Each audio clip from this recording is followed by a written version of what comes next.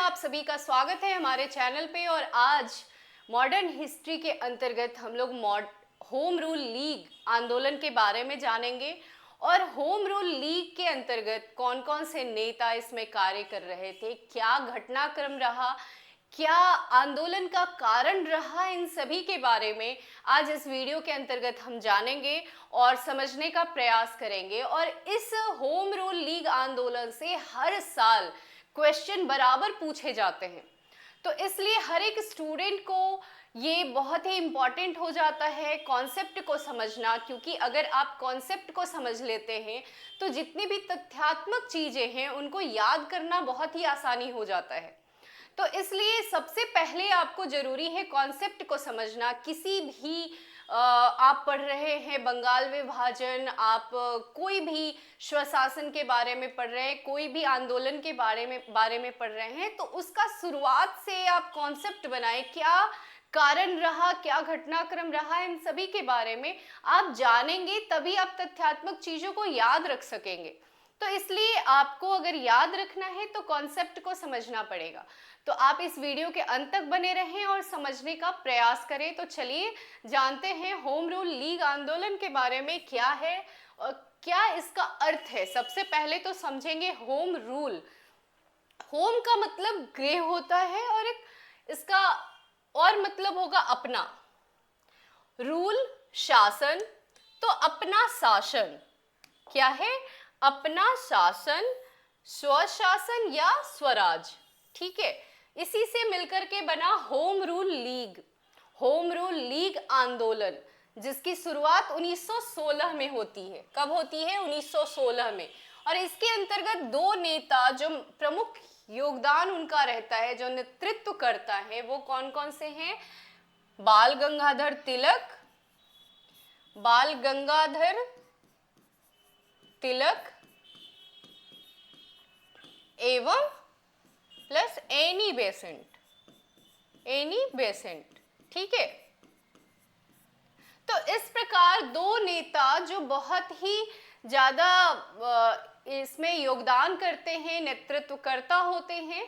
और सबसे पहले हम उदय का कारण जानेंगे कि क्या कारण रहा होम रूल लीग के उदय का।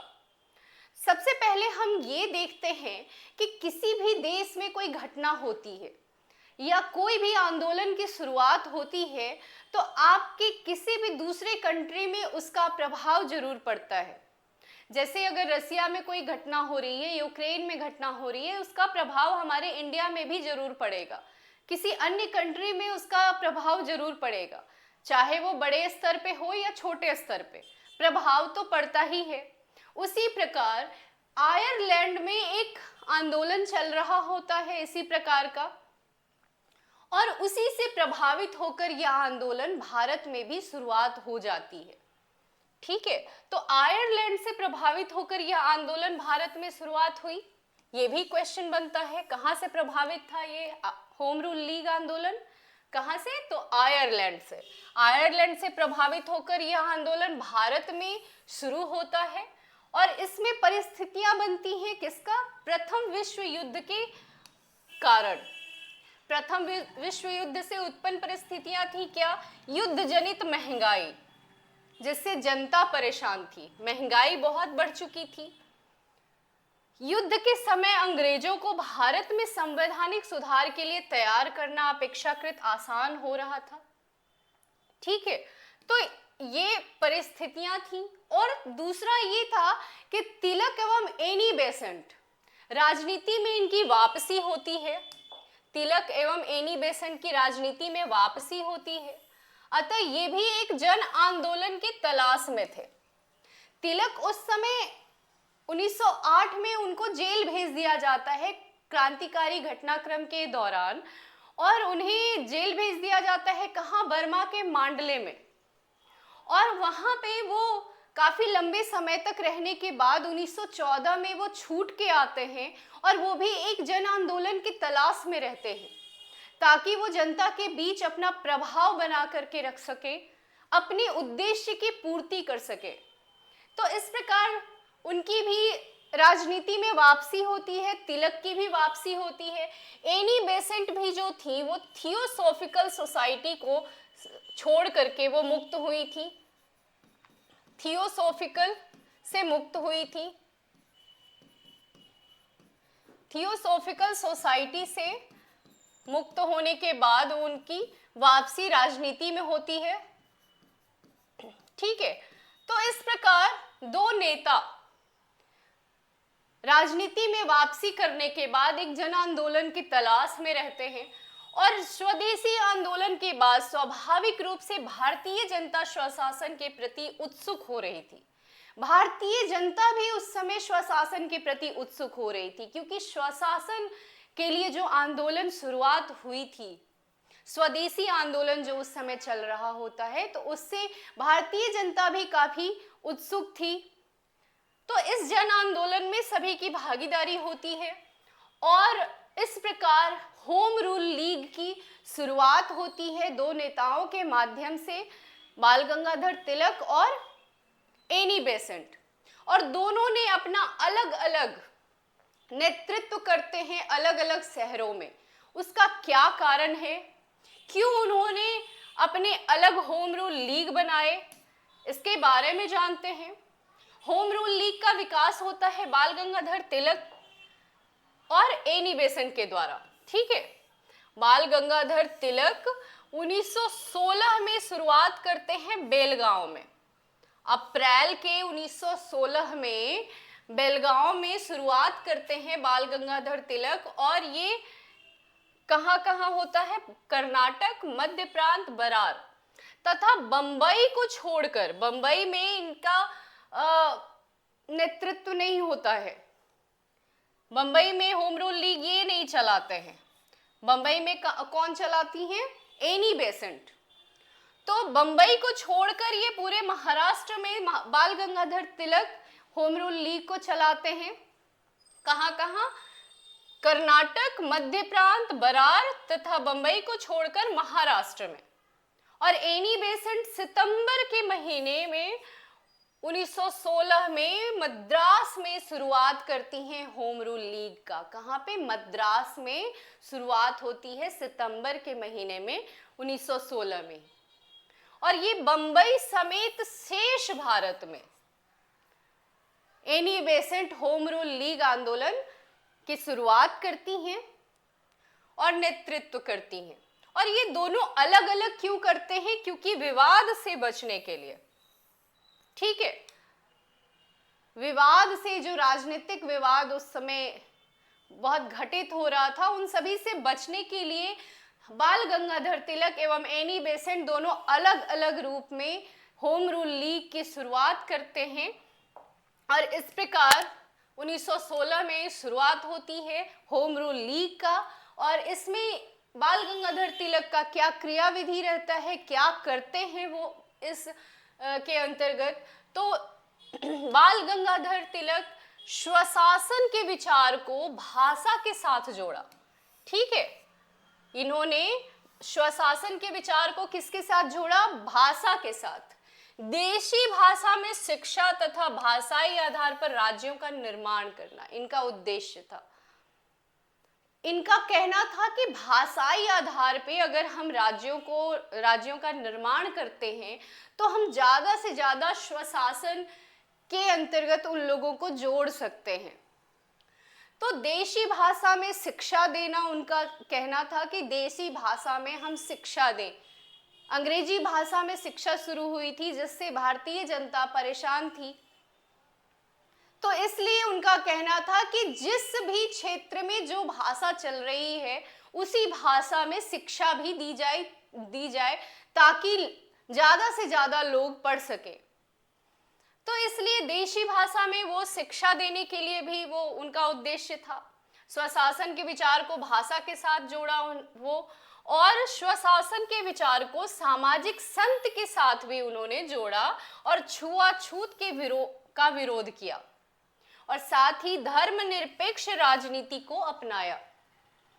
ये धर्मनिरपेक्ष राजनीति को अपनाने का भी कार्य करते हैं। और साथ में शराब के बढ़ते चलन की आलोचना करते हैं, शराब के बढ़ते चलन की आलोचना करते हैं। वन अधिकारियों के शोषण का भी इन्होंने विरोध किया, बढ़ी हुई राजस्व दर का भी विरोध किया और इसके अंतर्गत इन्हें लोकमान्य की उपाधि दी गई। इन सभी कार्यों के पश्चात इन्हें लोकमान्य की उपाधि दी गई और ये इस प्रकार से पूरे देश के लिए जो कार्य कर रहे थे लोगों को पसंद आ रहा था, इस प्रकार इन्हें इसी दौरान लोकमान्य की उपाधि दी गई, इसलिए इन्हें कहा जाता है लोकमान्य बाल गंगाधर तिलक। ठीक है, अब आते हैं एनी बेसेंट के ऊपर कि एनी बेसेंट ने क्या क्या कार्य किया। सबसे पहले तो इनका स्वरूप जो था होम रूल लीग चलाने का, वो अखिल भारतीय स्वरूप था, पूरे देश में ये कार्य कर रही थी, अखिल भारतीय स्वरूप। ये पत्र पत्रिकाओं के माध्यम से जन जागरूकता का प्रसार कर रही थी। न्यू इंडिया एवं कॉमनवेल्थ जो इनकी पत्रिकाएं थी, उनके माध्यम से ये प्रचार प्रसार करने का प्रयास कर रही थी, जन जागरूकता फैलाने का प्रयास कर रही थी। आंग्ल भारतीय संबंध को बेहतर करने पर इन्होंने बल दिया। ब्रिटिश नीतियों का ये विरोध करती हैं, जिसमें नस्लवादी नीति का विरोध, शिक्षा का प्रसार न करने की नीति का आलोचना की गई, देशी उद्योगों को प्रोत्साहन न देने की नीति का आलोचना। इनका कहना था कि एक तो आप शिक्षा के प्रसार पे भी आप कार्य नहीं कर रहे हैं। ब्रिटिशर्स को इन्होंने कहा कि आपका शासन किस प्रकार का है, आप ना जनता के शिक्षा के प्रसार पे ध्यान दे रहे हैं, ना उनके उद्योग को बढ़ाने का प्रयास कर रहे हैं, तो किस प्रकार का आपका शासन है। तो इस प्रकार ये जो आंदोलन था बहुत ही दूर दूर तक फैला और इसमें कांग्रेसी भी शामिल हुए, कांग्रेसी नेता भी शामिल हुए और बहुत ही बड़े स्तर पे होम रूल लीग आंदोलन चलना शुरू हुआ और इस प्रकार ब्रिटिशर्स के लिए बहुत ही खतरे के रूप में ये आंदोलन बन के उभरा और इस प्रकार ब्रिटिशर्स कोशिश करने लगे कि अब इसे कैसे बंद किया जाए। तो इस प्रकार एनी बेसेंट की गिरफ्तारी की जाती है और इस गिरफ्तारी के विरोध में कांग्रेसी जो नेता थे वो आंदोलन की शुरुआत करते हैं और फिर अंततः ब्रिटिशर्स को एनी बेसेंट की गिरफ्तारी वापस करना पड़ता है, एनी बेसेंट को छोड़ना पड़ता है।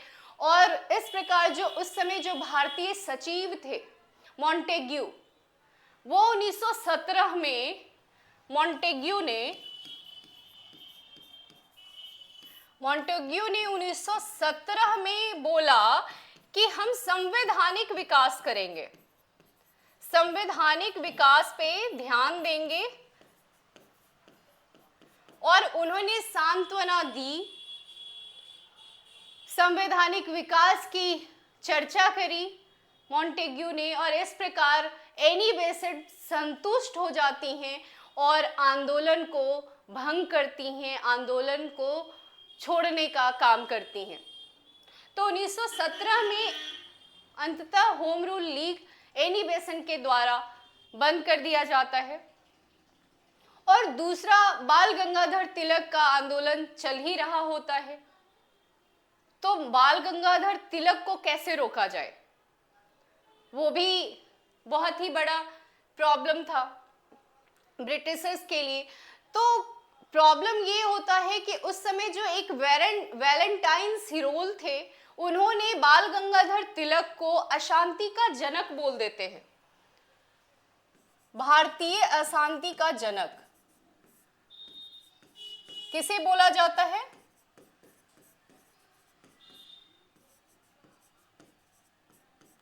बाल गंगाधर तिलक को। किसके द्वारा? वैलेंटाइन सिरोल के द्वारा, वैलेंटाइन सिरोल के द्वारा बोला जाता है। और बाल गंगाधर तिलक चले जाते हैं लंदन में इसके लिए लड़ने के लिए, केस करते हैं वैलेंटाइन सिरोल के ऊपर कि मुझे इस प्रकार से क्यों बोला जा रहा है। तो वो वैलेंटाइन सिरोल के ऊपर केस करते हैं और वो लंदन चले जाते हैं और इस प्रकार उनका जो ध्यान होता है वो होम रूल लीग आंदोलन से हट जाता है। और इस प्रकार अंततः क्या होता है कि होम रूल लीग आंदोलन जो है वो नेतृत्व विहीन हो जाता है, और नेतृत्व विहीन होने के कारण होम रूल लीग आंदोलन बंद हो जाता है। कोई नेता अगर किसी भी आंदोलन में नहीं होगी तो वो आंदोलन कैसे बढ़ेगा। तो इस प्रकार होम रूल लीग आंदोलन बंद हो जाता है और अंततः ब्रिटिशर्स, उनका जो उद्देश्य रहता है वो पूरा हो जाता है। अब इनका योगदान जो था वो क्या था, महत्व के बारे में जान लेते हैं कि इससे होम रूल लीग आंदोलन से क्या क्या योगदान प्राप्त हुआ। इस आंदोलन ने कुछ नवाचारी तरीकों को प्रारंभ किया, नाटक, तमाशा, पर्चा वितरण, जन सामान्य को स्वशासन के अर्थ से अवगत कराया, इसकी प्राप्ति हेतु जन जागरूकता का प्रसार किया। होम रूल लीग आंदोलन का जो योगदान रहा, आप समझने का प्रयास करें कि योगदान क्या है। एक तो नवाचारी तरीकों को का प्रारंभ किया, नाटक तमाशा के माध्यम से बताने का, लोगों को जागरूक करने का प्रयास किया। स्वशासन के अर्थ से अवगत कराया, बहुत सारे लोगों को स्वशासन का मतलब नहीं पता था, उसके बारे में अवगत कराया। इसकी प्राप्ति हेतु जन जागरूकता का प्रसार किया। इस आंदोलन ने राष्ट्रवादी नेताओं की एक नई पीढ़ी तैयार कर दी, जैसे कि जवाहरलाल नेहरू। इसके जो संगठनात्मक ढांचा तैयार किया, आगे चलकर गांधीवादी आंदोलन में यह सहायक होगा। तो इस प्रकार इनका जो महत्व था आपने देखा, योगदान देखा, इसके अर्थ के बारे में आपने समझा, उदय का क्या कारण था सभी के बारे में आपने समझा, और अंततः होम रूल लीग ब्रिटिशर्स के माध्यम से बंद हो गया। लेकिन उसका जो महत्व था वो क्या था, जन जागरूकता फैलाना, स्वशासन के लिए लोगों को जागरूक करना, नाटक के माध्यम से, नवाचार के माध्यम से जन जागरूकता फैलाना। तो इस प्रकार से होम रूल लीग आंदोलन कहीं न कहीं लोगों के बीच में कारगर साबित हुआ, लोगों को समझाने का प्रयास किया, तो नई एक पीढ़ी को भी तैयार किया। तो इस प्रकार होम रूल लीग का योगदान आपने देखा, महत्व को भी देखा। तो अब आते हैं अभ्यास प्रश्न के ऊपर। होम रूल लीग से कैसे क्वेश्चन पूछे जाते हैं मेंस के अंदर और आपको कैसे तैयार करना है। सबसे पहला प्रश्न होगा, होम रूल लीग आंदोलन पर संक्षिप्त टिप्पणी करें। इस प्रकार से क्वेश्चन बराबर पूछ लिए जाते हैं मेंस के एग्जाम में, चाहे बीपीएससी का एग्जाम हो या यूपीएससी का एग्जाम हो, क्वेश्चन बराबर पूछे जाते हैं होम रूल लीग से। होम रूल लीग आंदोलन के उदय के कारणों की व्याख्या करते हुए इसके महत्व पर टिप्पणी करें। महत्व के भी बारे में आप लोगों को बताया गया है, तो आप उसको भी ध्यान से देखें, जन आंदोलन के बारे में समझें और बताने का प्रयास करें।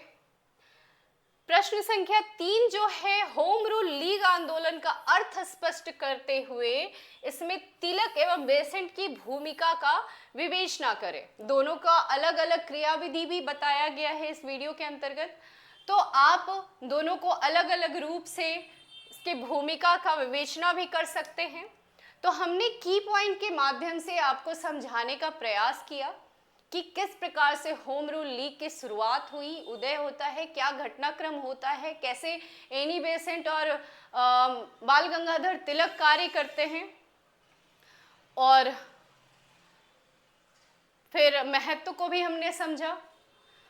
तो अगर ये वीडियो आपको पसंद आता है तो वीडियो को सब्सक्राइब करें, चैनल को सब्सक्राइब करें, लाइक करें।